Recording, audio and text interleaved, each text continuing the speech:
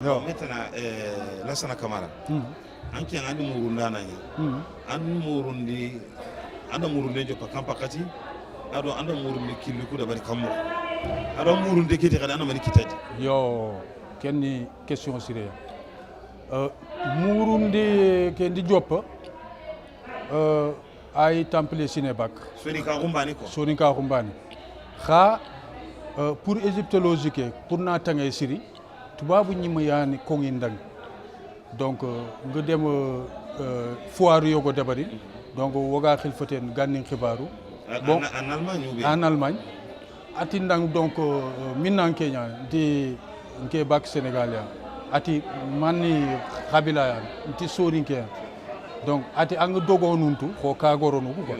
ti bien si kagoro nuko sonu ko nyam ati galanga kagoro nuntu yo kagoro nu di kagoro nu ni sonu igri sonu ko nyam kanjere ko nan tingi kenga professeur yogan tubabu donc d'origine américaine allemande donc adi ke kille ya dabar après ati ndang soni gan xanni ken di les mayim ati est-ce que anga tuti xaxo ngana siro ati murunde ne wona murunde ne wona ken di les ba tubabu ngari ken ko gendal ko jank aken ni ken golle ya ana ken golle ya ha fi yogo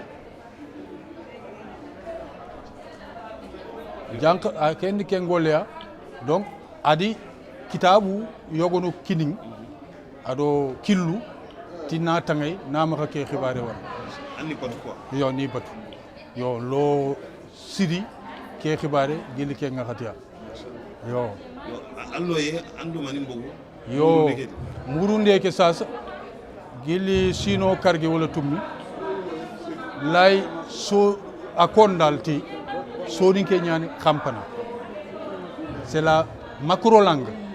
la langue d'Aswan c'est la macro langue de la préhistoire langue dal la ter wujunu mujunu sine xanne ñan ko wujunu tamido cargo sine lay confirmer parce que sur la palette de Narmer wujunu tami sine ya safanten tanjate c'est wujunu tami kengdo sasa ananya wujunu tami do cargo keng woray confirmer a safanten et puis soni kan debugu donc ko ngari kebe koy khayere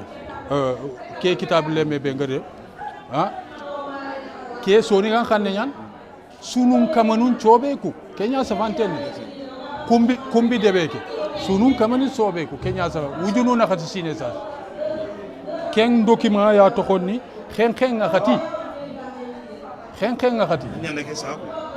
document ke safante ya gili wujunu na khati sine soni kan khane kembure latente yodu yowunte arabente grecente soni ke ñi safante desa wayanti tu kha sorongutu afay ke sunun kamanu sobeku document 4 paragraphe 4 khen nga khati James Allen ani ken document bagandi 1962 2 américain allemand yogo di suivre kenyani yiga de professeur Morens aga ganni tiafandu ko fe c'est de gabe yidi ke document wut yiga a exploiter asu safante soni ke donc il y a aussi le principe des peuples anciens. Gani Choro, il s'est fait Nchabu, parce que c'est fait Gundo Nyana, la loi de la parole ou la loi du Sefe, Sonikan Kanyan, Sefe à Safande, Kenyani Yere, à Irgande. Donc, Sefe sous Angari Dabariti, Ken por milia,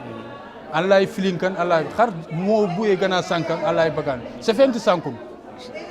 Sefe Suntei. Ag sanku aray ñaan sugun noko gannin cugoko aray ñaan wunangu aray ñaan soroku ladanu igati name ñi ma safante ñaan wujunu kargisine sonu kon name Égypte xannen tuye kenya safanten jamanen tuyu ho amenti c'est écrit le document s'appelle chantamenti igati ho amenti. Donc 5000 ans maintenant. Kono yani maremu agara ka parlementaire ka gani Idrissa Camara Lassana Camara Lassana Camara ga baka de bebe gan wawunde atam de nga Allemagne tabile sini aga murundi ni soni kan kannenga asiri kan ka ube ni be ga soni ka chahandenga di kono danga no di mugu murunda na nyani takasinda na nyani bo la sana kamara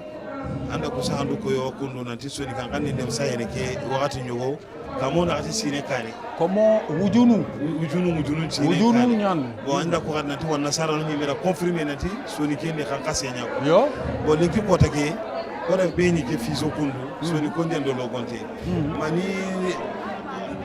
wasi yandi gamuna ma anga la soni ka kan chahandano mi amari ne diga la soni ka ko wurgir mo yo Kenya ni ngirinde Allemagne ma yere exprès wolif ak konsoro njudanga ina tu ti soni kan kanen chafante nyan donc iga mulo iga wo xanne ke mukundit mo kebe ani ina worondi alphabet gréco-romain ke soni ke c'est monosyllabe c'est-à-dire xannen tonte nyan monosyllabe amu gabo duna xannun tonto asli xannu asli nyan yo idi ke monosyllabe xa aganya monosyllabe ke anya aussi trinitaire sikko sikkin tonte soni ke cefen sikko nya fobe ga kammu fobe ga nakhane ado kebe ga wuredu kenyani jate ke donc lenki kota ke wo sefen kammu nya rek yani soni ke mukke kem petit soni ke sobe ke o asli kan ki wono soni ke sobe ngay kenyani égyptien ancien angana ken ntu duna tuwa hunchu alay tur kam khibare yigate astronomie naman chane ke khibare ado kampatu ko yigate planète kampate soni kan kan Égypte kampate nya oui kampate ça oui kampate ça veut dire planète yo soni kan kan nyan donc potimpare yigate fotifar c'est potimpare yo ani kampate le soleil Potifar c'est le soleil. Donc Firawon kube suiga tin Firawon donc mahan kore tanja narmerian waji demba kebe igati waji l'orphelin hein kebe fabe gante fabe ngobono avaga sare kenni tunkani ko khore ya calendrier fana duna finlande duna woga kebe utiliser khason do kiye calendrier igati solaire lunaire Wagi Demba, c'est Wagi qui a inventé ça. Moins 3000 avant Jésus-Christ. Tout le monde le sait. Ken Wagi, donc, Kenyani Wahid Keriti. Wahid, parce que le soleil, le nombre donc, de la lune. Wahid. Les Arabes, les Sémites et tout ça commencent leur par le Wahid. donc kamara mani diga la garuna manga lay kono da kama salanta do wakati soni kencha handenda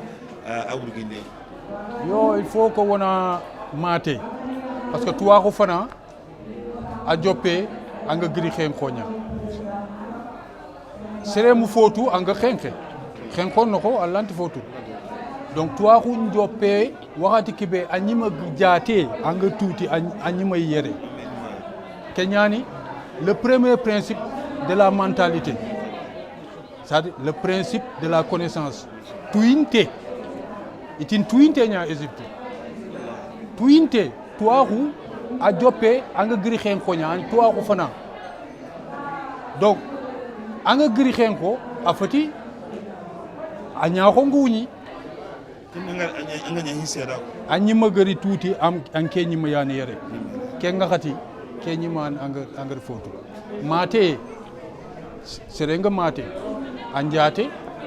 wakati kebe anga jate anyirgande njoppe wakati kebe anyima go wundi anga tuti anga yere donc ambane a joppe Kenya wandi bane fe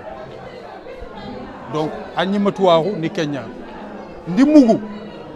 yiti kati antike ken ni wandi sefenya anyima mate anna kenko maka mate di wandi digame kempati mate tinani matani anga mutewe amma mate yo Kenya ne digame merci ok mari mo kunu nyani masalan tambe kaga na terika ka balema